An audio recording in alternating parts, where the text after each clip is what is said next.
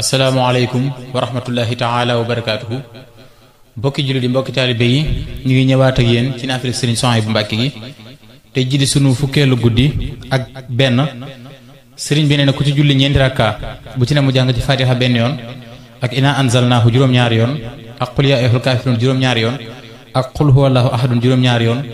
bu sëlmalee wax laa xawla wala quwwata illa billahi al aliyyil azim juróom-ñaar fukki yoon